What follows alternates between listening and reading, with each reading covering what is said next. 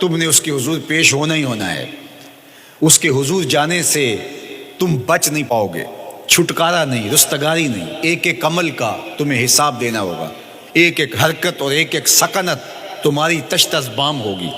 تمہارا پوشیدہ اور مخفی عمل قیامت کے دن سامنے آ جائے گا. اللہ اکبر. یہ قرآن ہے، یہ کوئی فرضی کہانی نہیں ہے. انہ لقول فصل وما هو بالہزل.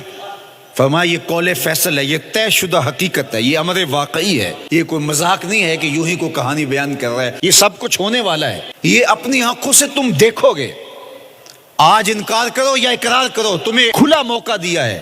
حتیٰ کہ تم کافر بن کے زندگی گزارنا چاہو، نمرود بن کے جینا چاہو، فرعون بن کے جینا چاہو، حامان بن کے جینا چاہو، ہم تجھے دنیا پہ موقع دیں گے. لیکن یہ نہیں ہے کہ جب زندگی کی بساط لپیٹے گی پھر کام ختم ہو جائے گا. نہیں، یہ تمہیں ہمیں فرصت دی ہے، پھر ہم نے تم سے حساب لینا ہے. ایک ایک عمل تمہارے سامنے آئے گا. اللہ اکبر. ذرا غور کیجئے. فآمنوا باللہ، تو بہتر ہے کہ اللہ پر ایمان لاؤ. اس کے حضور تو تم نے آنا ہی آنا ہے. بہتر نہیں ہے کہ جیتے جی آ جاؤ، پھر لوگ تجھے اٹھا کے لائیں گے. اچھا نہیں ہے کہ اپنے قدموں سے چل کے آ جاؤ. کی آگ سن لوک یعقوب تینوں جدوں ٹر پہ سر منہ کج کے تو پھر جو کفن کی تنیوں میں لپیٹ کر کے تجھے لے کر کے جایا جائے گا. تو اچھا نہیں ہے کہ اپنے قدموں سے خود چل کے مالک کی دہلیز پہ چلے جاؤ.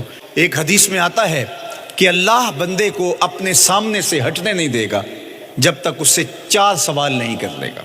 آپ دیکھیے، میں دیکھوں کیا ہم ان سوالوں کے جواب دینے کے لیے اپنے آپ کو تیار کر رہے ہیں. پہلی چیز، اللہ پوچھے گا عمر کہاں گزاری. دوسرا سوال، اللہ تعالیٰ علم کے بارے میں پوچھے گا. جو پڑھا تھا بتا، عمل کہاں تک کیا.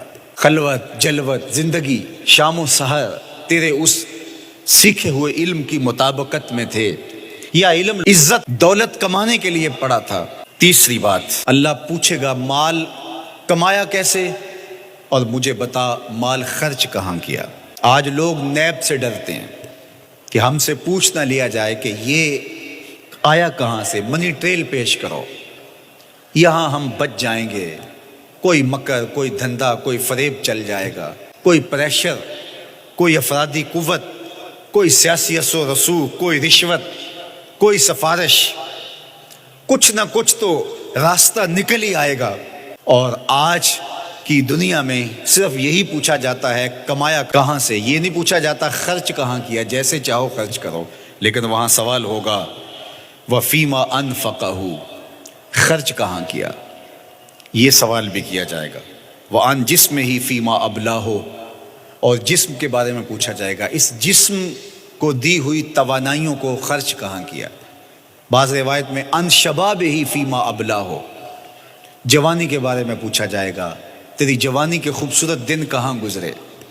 مجنو بن کے چوکوں میں کھڑا تو نہیں رہا، پارکوں کے گرد پروانوں کی طرح گھومتا تو نہیں رہا، تیری نظر بدکاریاں تو نہیں کرتی رہی، اپنی خواہشات کا غلام بن کے زندگی تو نہیں گزاری، تیری ساری ساری رات 4 انچ کی سکرین کے اوپر بدکاریاں کرتے بسر تو نہیں ہوئی. پوچھا جائے گا بتا جوانی کہاں گزری. جوانی مستانی ہے یہ کہہ کر کے تو نے ہر ضابطے سے چھٹی تو نہیں کر لی تھی، یا جوانی کے تقدس کو تو نے محفوظ کیا اور راتوں کی تنہائیوں میں اللہ کے حضور سجدہ ریزی کرتا رہا. میرے اور آپ کے آقا و مولا نے فرمایا جو جوان جوانی میں توبہ کرے وہ اللہ کو محبوب ہے. اللہ اکبر. اور اللہ جن 7 لوگوں پر اپنے عرش کا سایہ کرے گا ان میں سے ایک شخص کا ذکر کرتے ہوئے فرمایا وَشَابٌ نَشَأَ فِي عِبَادَةِ اللَّهِ، وہ جوان جس کی جوانی اللہ کی عبادت میں گزری.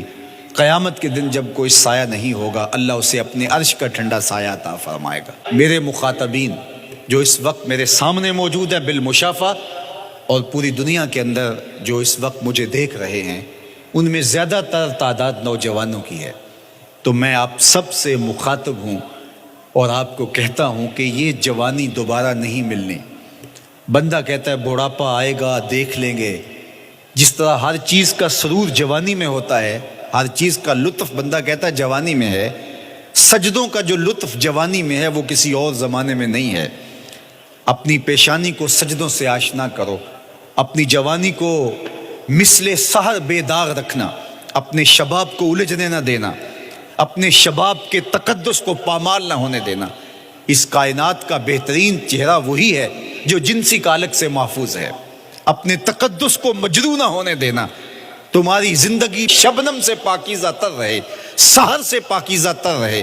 تمہاری جوانی اتنی خوبصورت ہو کہ محمد عربی کو رشک آئے تمہاری جوانی پر۔ اپنی جوانی کو آوارگی میں بسر نہ کرنا، اپنی اس جوانی کو دین کے لیے وقف کرنا۔ سحری کے سجدوں میں آنسو بہا کر کے جوانی کا لطف کشید کرنا۔